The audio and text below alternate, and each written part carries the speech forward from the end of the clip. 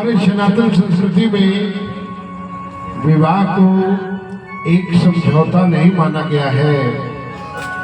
कि जब कभी भी विपरीत परिस्थितियां आए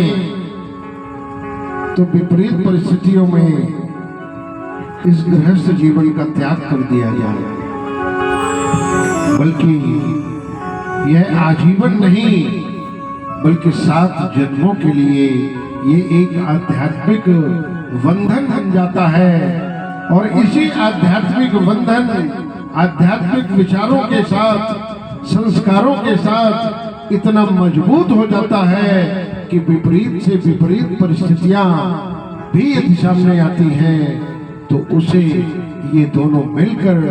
अपने को अलग कहीं भी नहीं मानते हैं और एक साथ अपनी शक्ति को लगाकर अपने घर की परंपरा को और गृहस्थ जीवन के जो नियम और मापदंड हैं उनका पालन करते हुए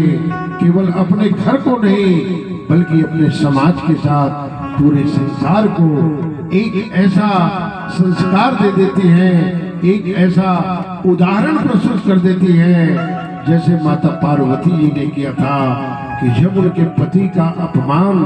उनके माता पिता और बहनों के द्वारा किया गया, उस समय पर वह अपने आप को और उन सबको नष्ट करके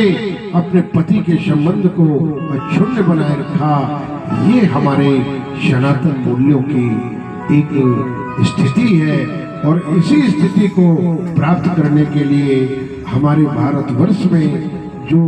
वैवाहिक संबंध होते हैं वो बड़े मजबूत होते हैं। ये किसी भौतिक संसाधनों के मोहताज नहीं होते हैं। ये तो अपने आप में अभाव में भी पूर्णता की स्थिति की अनुभूति कर लिया करते हैं। तो ऐसे कई दृष्टियों से हमारा गृहस्थाश्रम सभी आश्रमों का सिरमौर बना, सभी ने इसे स्वीकार किया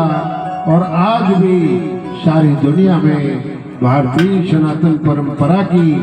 जो ये वैवाहिक संस्कार की विधि है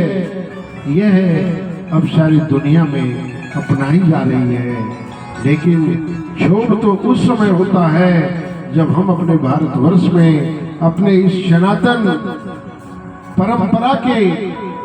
इस अमूल्य धरोहर को जिसमें कल्याण हर पल में छिपा हुआ है उसको भूलते चले जा रहे हैं।